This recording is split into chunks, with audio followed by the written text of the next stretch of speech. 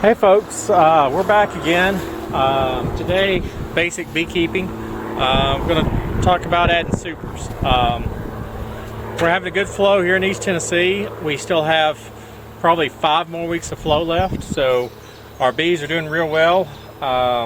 You see this colony here, it's got 3 honey supers on it, and we're going to check it, see if she needs any room or not.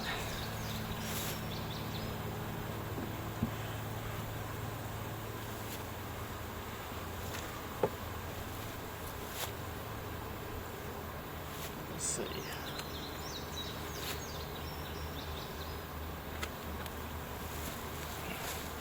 Well, she's got some weight to her, but let's see if I can hold this up for the camera so you guys can get a good glimpse of how much she's built out. So this frame's empty. This frame is partially built out, as is this one, this one, this one, this one, and this one. So it's 1, 2, 3, 4, 5, basically 6 frames. So my rule is, during a strong flow, if they've built out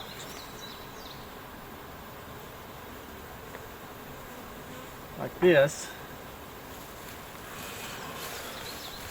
for the camera to see, so they're working hard on filling that out, and they've almost got it done. Oops, we got some drone brood up here, so we got a skyscraper queen that's going all the way up top to lay some drone. I don't use queen excluders, never have, because they wear out your worker bees on their wings, and I'm all about honey production, so and the health of my bees, so I don't want to put something like that just so I can keep my gums nice and clean. When I go to harvest this, I'll make adjustments and move frames around down to the lower if there's any brood or bee bread or something like that. It's pretty easily done, but if you put a frame full of just honey, typically the queen's not going to cross that.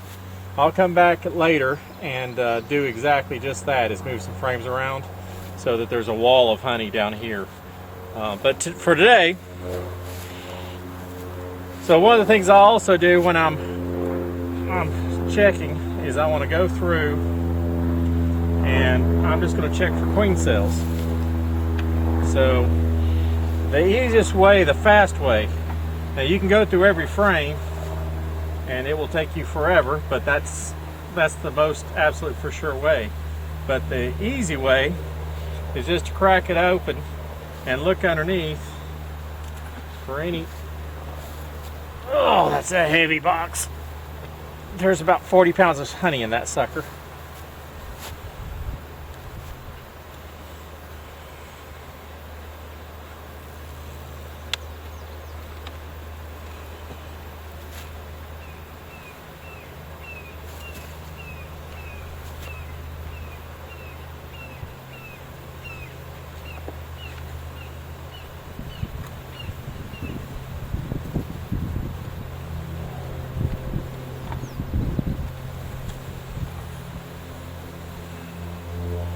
Now we're into the heart of the brood. So that's a queen cell cup, that's a queen cell, and that's a queen cell, but there's nothing in it. So it's common for a colony to have those ready to go, but as long as they don't put an egg in it, you're fine. While we're here, this is my honey super, and like I said, she's laying up in here. I'll go ahead and make that adjustment. So one of the things you can do is they want to put honey on the outside, and they want to put brood on the inside. So you can move some frames around. So we got all honey over here.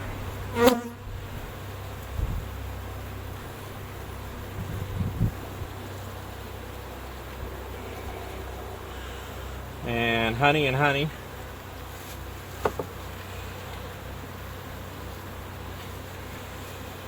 And we'll move those frames where she's laying brood, we'll move those to the outside. What will happen is they'll hatch out and then they'll fill it with honey. So There's what our queen's doing. She was being naughty. She's laying in here, but get the girls out of the way. You can see what a great pattern she's got, and you can see all stages of larvae in here. So she's doing a good job laying. She's just laying not exactly the best place for me. So I'll stick this frame on the outside.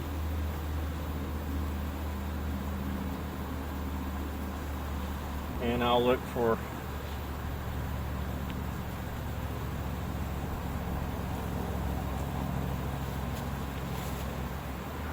and that frame's just honey except for a couple of drone cells. So we'll go ahead and move it onto the outside.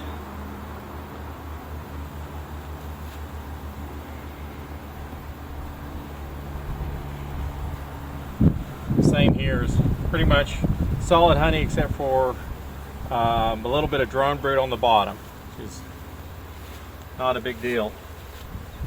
So we'll just slide these over.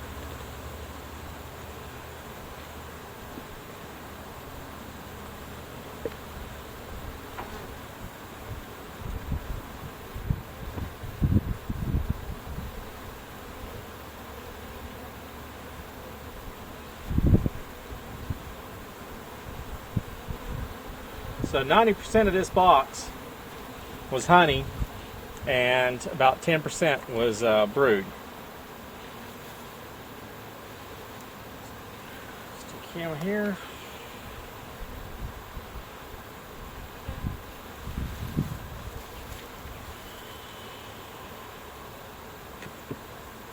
Alright. Fortunately, we got a couple more boxes, one more box to go down.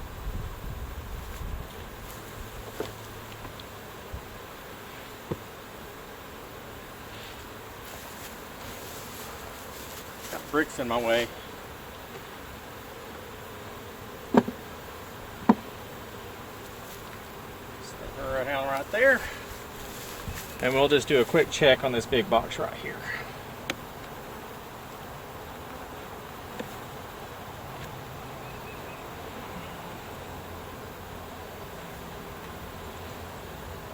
Now, we got some queen cells that are a little more developed.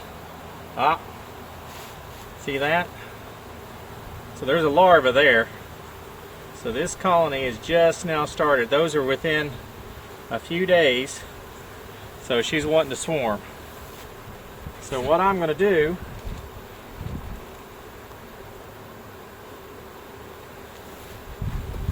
is I'm going to take my marker.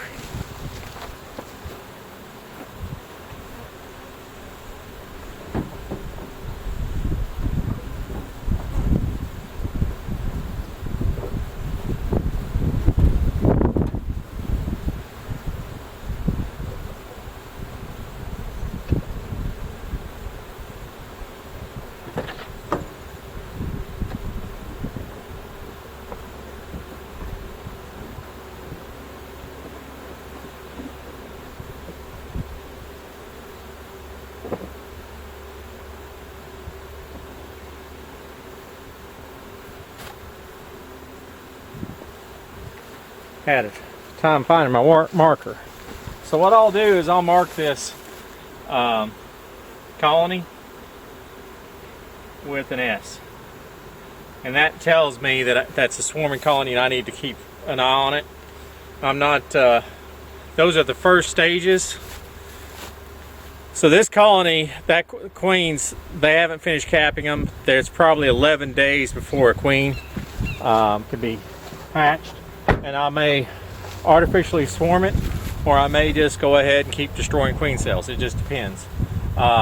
Hopefully destroying the ones I got and giving them a little bit of room today, they won't go back to swarming, but bees will do what bees want to do.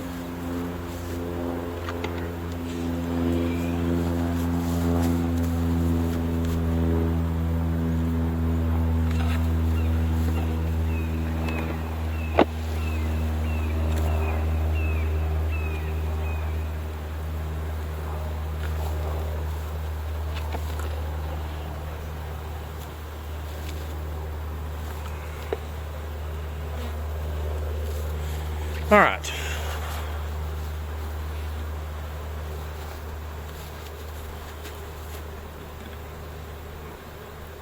Now, let me talk real quick, explain checkerboarding. I've got some burr comb on these. Scrape off. Let's keep my frames from sitting level. All right, let's try it now. That's better. All right, so checkerboarding. It's not a bad idea to do, and sometimes I do it and sometimes I don't. If I'm in a strong flow like what I am now, I typically just put an empty box. But especially if you're down in the brood and you want your colony to build out wide instead of going up, common thing to do is called checkerboarding. And the easiest way to checkerboard, well, the easiest way to explain it, is you're putting alternate frames of drawn comb and empty. So if you imagine that my fingers, the space in between is empty frames and my fingers are drawn frames, the box you put on top should not match like this. Instead, it should be staggered so that you have a full frame and then an empty frame above it. And then you'll have a full frame beside that and an empty frame below it. So you're just alternating full frame, empty frame, full frame, empty frame. You're just doing it like, say there's 10 here, there's 10 in this box, and say there's 10 in this box. I might set these up on odd numbers, 1, 3, 5, 7 for drawn comb, and this one I'll set up with even numbers. So I'll put drawn comb only on 2, 4, 6, 8, 10. That's it. That's all there is to checkerboarding. Anyway, this girl is ready to go. We'll stick her lid back on and our telescoping cover.